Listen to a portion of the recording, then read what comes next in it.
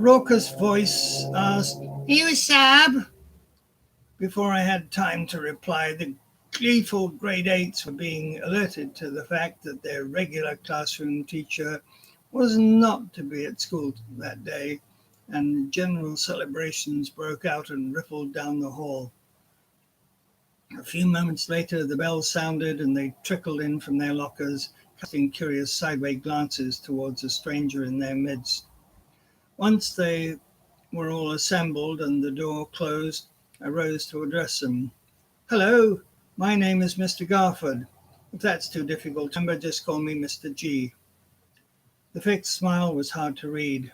Was there a menacing edge to it, or had the observant students just thought that they had perceived it? I stepped away from the blackboard, and as I did so, their attention was caught by a small line verse. "I am not a submarine. I am not a subsandwich, not substandard, nor am I a subpar. I am a star. I am a teacher, teacher on call. I do know the subject. I do know the course. So please help me to enjoy the rest of the day." "Oh, it's so lame." I did not yet have the name of the speaker, but already I was familiar with his voice. "Javier, Carly, Jason," I call out from behind the computer screen, repeating a name twice before asking, "Does anyone know if Brianne today?" "She's sick," came the response. "Thank you," I continue. "Alex, Simon." "What you writing? Is that a seating plan? Hey, he's making a seating plan." A tense silence fills the room as I look to find the speaker. That voice again, and now there was a name to go with it. "That's right, Jason. I prefer to call you by your name, Jason, rather than saying, 'Hey, you.' It's more polite, don't you think?" I smile and look directly at him. There's a slight sag, a sign that the boy was backing off, for the present anyway.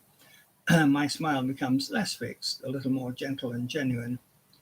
The precious seating plan is the only real form of control that I ever had over a grade 8 class.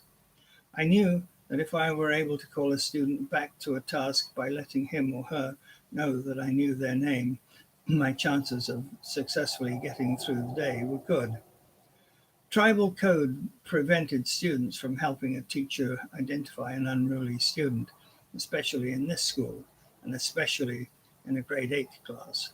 It was a fierce source of pride that they had a reputation for grinding out and spitting up student teachers and teachers on call.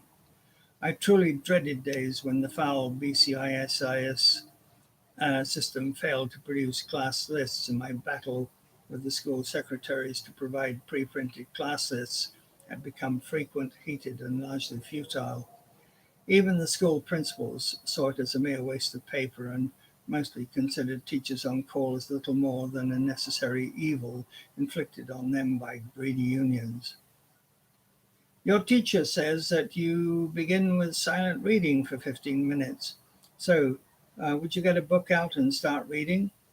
I look around the room. Several of the girls were texting on their phones. Others were rifling through their bags looking for snacks. Darn, I thought. No mention about feeding habits of the natives. Let it slide, I told myself. 5, 4, 3. I was amazed how this silly trick from grade 1 still held students in its thrall. Several students turned and stared, but others began to put things back into backpacks, and a few novels appeared. "I need to go to the library to change my book." Jessica rose and began to make her way to the door. Several pairs of eyes were suddenly engaged. "Jessica!" The seating plan comes into play. She stops. "There's a specific note about Jessica from your teacher." The students giggle. She turns and looking offended. "What?" "Your teacher said that you should not leave the classroom." "What am I going to read then?" I hold my ground.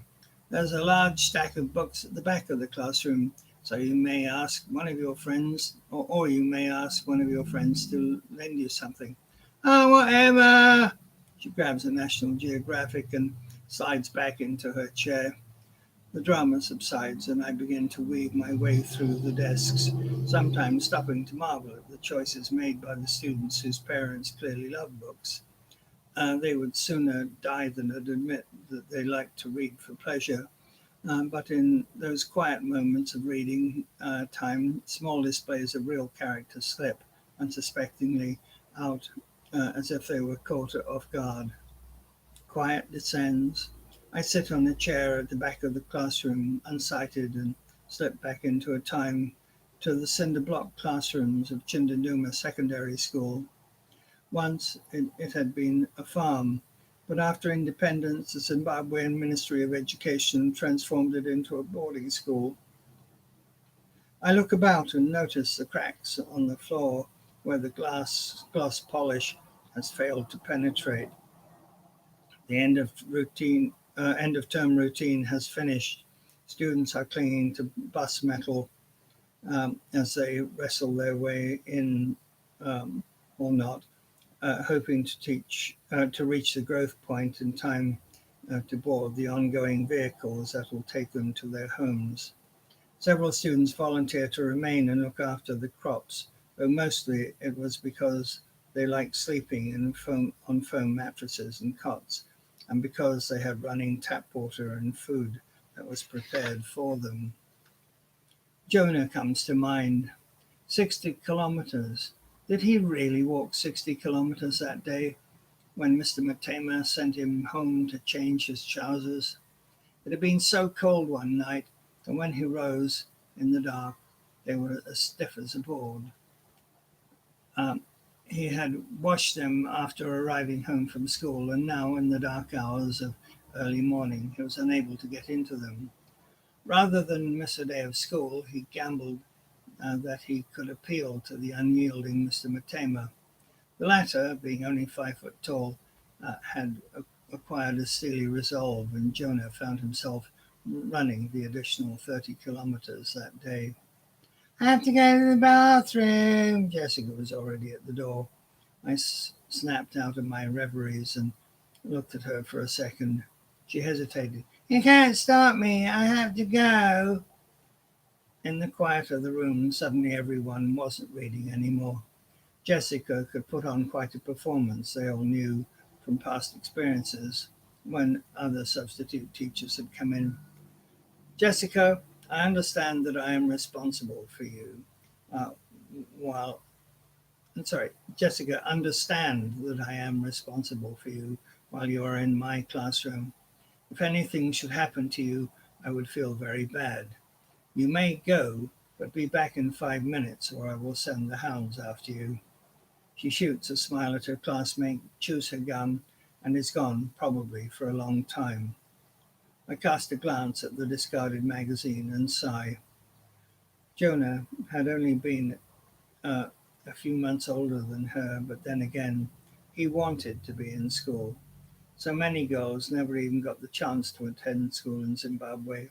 Others, the lucky minority, had parents and siblings who often went without to ensure that they had the chance.